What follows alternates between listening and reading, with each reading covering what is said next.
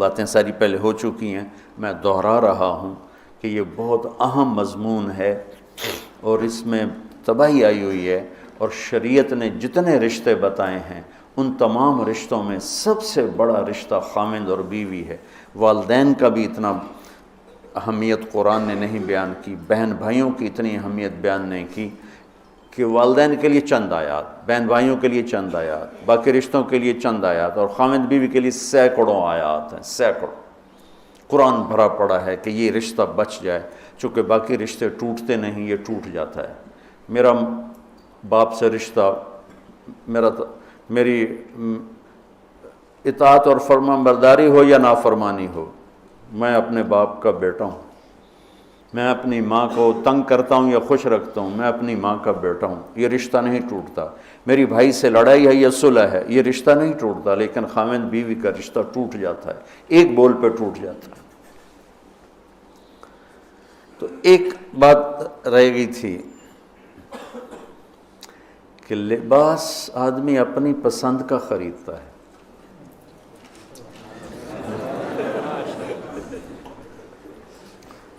جب چھوٹا بچہ ہوتا ہے پھر تو ماں باپ پہناتے ہیں، جب وہ ہوش میں آ جاتا ہے تو وہ لباس اپنی پسند کا لیتا ہے، ماں کی پسند کا نہیں لیتا، باپ کی پسند کا نہیں لیتا ہے۔ تو لفظ لباس میں اشارہ ہے کہ والدین کو چاہیے کہ شادی میں اپنی بیٹی اور بیٹے کی پسند کا خیال رکھیں۔ یہ لفظ لباس بتا رہا ہے کہ جب ہم چھوٹے تھے ہمیں ماں باپ جو پہناتے تھے ہم پہن لیتے تھے، جب سے ہم نے شعور میں قدم رکھا ہے تو اب ہم اپنا لباس خود ہی خریدتے ہیں، چاہے وہ نیلا ہو، پیلا ہو، کالا ہو، سفید ہو۔ مجھے سفید پسند ہے، زندگی گزر گئی سفید کرتے شلوار میں۔ تو لباس میں اس بات کی طرف اشارہ ہے کہ لڑکے لڑکی کی پسند اور ناپسند کو دیکھا جائے۔ ہمارے معاشرے میں بیٹیوں سے تو پوچھتا ہی کوئی نہیں، اور بیٹوں پر بھی مسلط کرتے ہیں، ایتھے ہی کرنی ہے، بس ہمارا فیصلہ ہے۔ والدین سے کہتا ہوں اللہ کے واسطے، یہ اللہ نے شریعت نے حق رکھا ہے بچے کا، میں نے قبول کیا، لڑکا کہتا ہے، باپ تو نہیں کہتا ہے۔ تو جس نے کہنا ہے میں نے قبول کیا تو وہ قبول تو کرے۔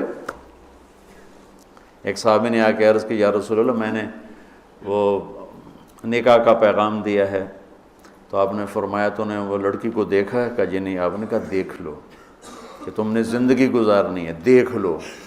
اتنی گنجائش رکھی ہے کہ لڑکا لڑکی بیٹھیں، آپس میں بیٹھیں، ایک دوسرے کو دیکھ لیں، بات چیت کر لیں، تو انہوں نے زندگی گزارنی ہے۔ تو ہمارا ماحول ہے کہ یہ بھی ہندو سے آیا ہوا معاشرہ ہے کہ وہ ذات پات میں پھنسے ہوئے تھے، بس ہم نے راجپوتوں میں کرنا اور کہیں نہیں کرنا، ہم نے جاٹوں میں کرنا اور کہیں نہیں کرنا، ہم نے ارائیوں میں کرنا اور کہیں نہیں کرنا، ہم یہ ہیں، ہم اس کے علاوہ اور کہیں نہیں کرتے۔ یہ پورے ہمارے ماحول میں ایک چیز رچی ہوئی ہے۔ کتنے بچے میرے پاس آتے ہیں، بچیوں کے فون آتے ہیں، ماں باپ زبردستی شادی کر رہے ہیں، میرا دل نہیں کر رہا لیکن وہ زبردستی کر رہے ہیں۔ تو اگر زبردستی کریں تو پھر مان جاؤ، قربانی دے دو، پھر بغاوت نہ کرو، قربانی دے دو۔ چونکہ ایک اس کے ضد میں انتہا کی بات ہو رہی، وہ ہے کورٹ میرج، کہ بعض بچے بچیاں اتنے باغی ہو جاتے ہیں کہ وہ عدالت میں جا کے اپنا نکاح کر لیتے ہیں۔ میں اس کو ٹھیک نہیں سمجھتا کہ ماں باپ کی دعائیں ہمیشہ کے لیے ختم ہو جائیں گی۔ ماں باپ زیادتی کرنے پر آ گئے ہیں، مان جاؤ اور اللہ سے مانگو، اللہ پاک اس میں آپ کے لیے بہتری کی شکلیں بتائے گا۔ اس کیمرے کے ذریعے سے لوگ جو سن رہے ہیں، سارا ملک تو نہیں سن رہا ہے لیکن جو سن رہے ہیں، یہ شادی بچے کا معاملہ ہے، بچی کا معاملہ، اللہ کے واسطے پوچھا کرو، پوچھے بغیر کرنا زیادتی ہے۔ میرے نبی کی حدیث سناتا ہوں، ما تزوجت وما زوجت الا بوحی من السماء نزل به جبریل۔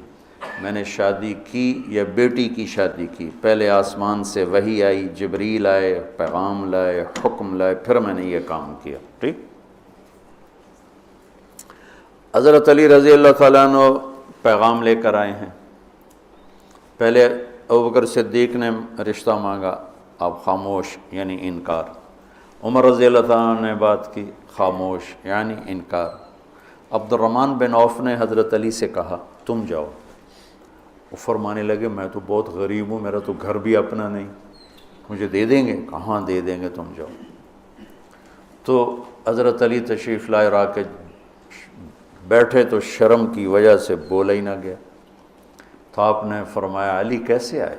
وہ چپ۔ اب آپ کو تو پتہ تھا علی کیسے آئے، آپ تو اندر دیکھ رہے ہیں۔ تو آپ نے فرمایا لگتا ہے تم فاطمہ کے رشتے کے لیے آئے ہوگے؟ کہا جی ہاں۔ تو آپ نے کہا انشاءاللہ، اور یہ کہہ کر اٹھ گئے۔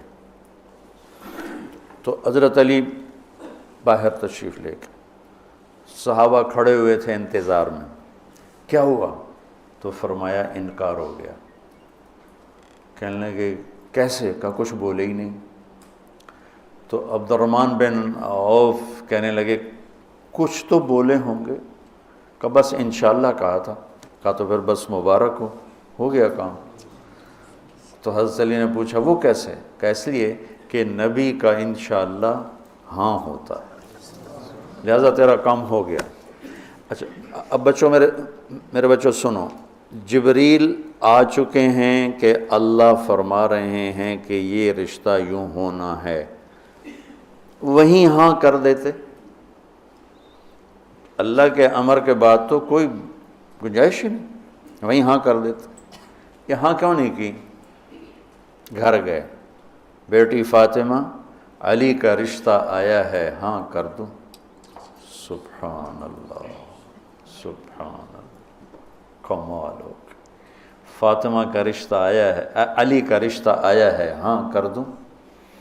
آپ کا کیا خیال ہے حضرت فاطمہ نے انکار کرنا تھا؟ جنت کی سردار، نبی کے جگر کا ٹکڑا، وہ انکار کرتے ہیں؟ یہ تو آج کی بچے ہماری بیچاری چپ کر کے بیٹھ جاتی ہے، اچھا جی میں تھوڑی مرضی۔ اور وہاں ہمیں تو پتہ نہیں کہ وہی کیا ہے، یہاں تو وہی آ چکی ہے کہ علی اور فاطمہ کی جوڑی آسمان پہ طے ہو چکی ہے۔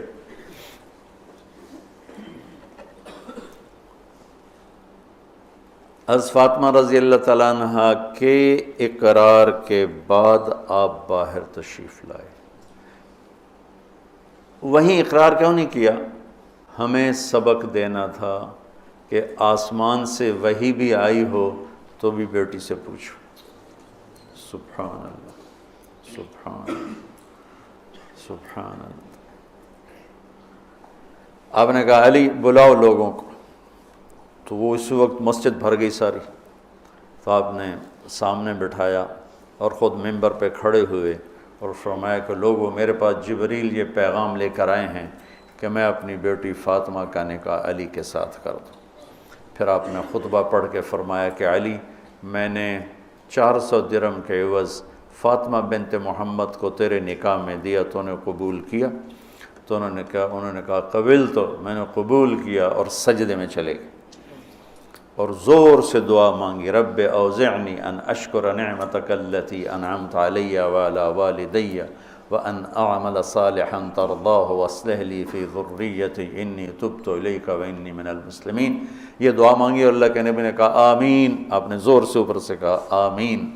پھر آپ نے سارے شرکائے نکاح کو شہد کا شربت پلایا اور کھجور کھلائی، شہد کا شربت اور کھجور کھلائی۔ تو آسمانی وحی کے بعد بھی باپ پوچھ رہے ہیں کہاں کر دوں؟ تو ہمارے پاس تو وحی نہیں ہے، اور ایک بچی نے زندگی گزارنی، ایک بچے نے زندگی گزارنی، اور ماں باپ ان کی وہ رائے کے خلاف اولاد بولے تو وہ کہتے ہیں یہ گستاخ ہو گئے ہیں، یہ نافرمان ہو گئے ہیں۔ وہ پھر وہ ان کو وہ جذباتی طور پر ان پر پریشر ڈالتے ہیں، ہم نے تمہیں بچپن میں پالا، ہم نے ماں کہتی میں تینوں دودھ پیوایا، میں تیرے پوتڑے دھوتے، آج تو میرے اگو بلینا ہے۔ وہ اماں جی میں زندگی گزارنی ہے، تسی گزار بیٹھے ہو،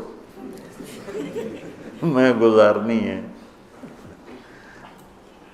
ہمارے دینی حلقے ہوں یا دنیاوی حلقے ہوں، نہ کوئی بچے سے پوچھتا ہے کہ بیٹا یہاں آپ کا کر دیں، آپ کا کیا رائے ہے، نہ کوئی بچی سے پوچھتا ہے کہ بیٹی یہ رشتہ آیا ہم ہاں کر دیں، بلکہ بچیوں سے چھپا کے رشتے کیے جاتے ہیں کہ وہ بچی کو پتہ ہی نہیں ہوتا۔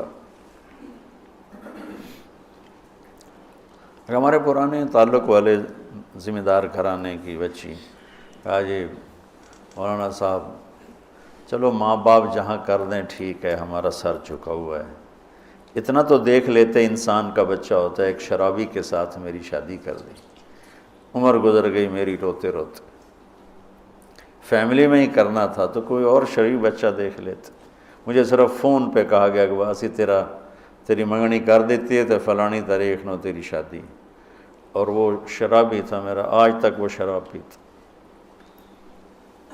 یہ وہ دکھتے ہوئے مسائل ہیں جن کو ہم دین کی روشنی میں دیکھتے ہی نہیں ہیں، اپنے رواج کی روشنی میں دیکھتے ہیں، ہمارا رواج کیا ہے، ہمارا دستور کیا ہے، اس پر ہم چلتے ہیں۔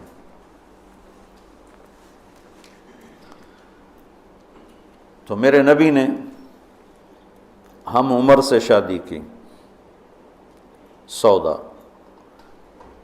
عمر سے بڑی سے شادی کی، خدیجہ، کم عمر سے شادی کی باقی ساری بیگمات، خاص طور پہ حضرت عائشہ،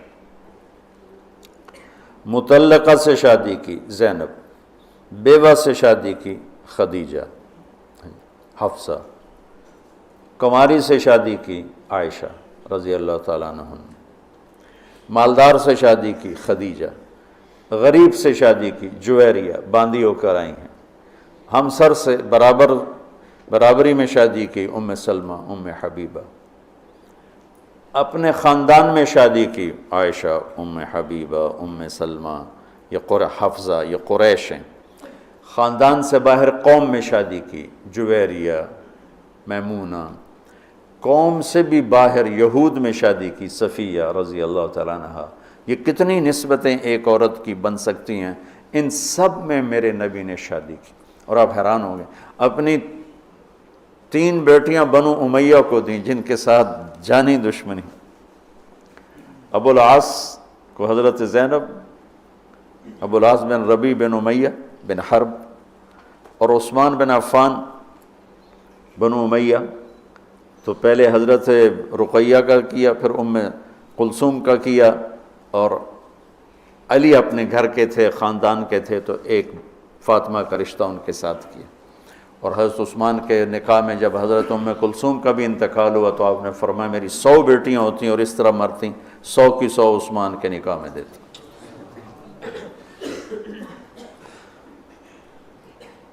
یہ معاشرت کے احکام کو اللہ روزے کے درمیان لے کر آئے، اوپر بھی روزہ ہے نیچے بھی روزہ ہے، اور اس کے بیچ میں اللہ تبارک و تعالی ہمیں یہ دکھا رہا ہے کہ معاشرت عبادات کی طرح ہے، عبادت کی طرح ہے، معاشرت خوبصورت نہیں ہوگی تو ہمارا دین خوبصورت نہیں ہوگا، میں بیوی کو عزت نہیں دوں گا۔ دیکھو طنز کا بول ایسا جیسے کپڑے پھاڑ دینا، بے عزت کرنے کا بول ایسا جیسے کپڑے پھاڑ دینا، اور میں کتنا ہی پاگل ہو جاؤں غصے میں اپنا کرتا خود نہیں پھاڑتا ہوں، میں کسی کا کرتا تو پھاڑوں گا، اپنا نہیں پھاڑوں گا۔ تو میری بیوی میرا لباس ہے، مجھے غصہ چڑھا ہوا ہے، مجھے گلہ آیا ہوا ہے، تو میں لباس پہ ہاتھ نہیں ڈالوں گا۔ یہ میں کیا کہہ رہا ہوں کہ میں بیوی کی دل شکنی نہیں کروں گا، بیوی خامند کی دل شکنی نہیں کرے گی، برداشت کریں گے، تب جا کر یہ رشتہ خوبصورت ہوگا۔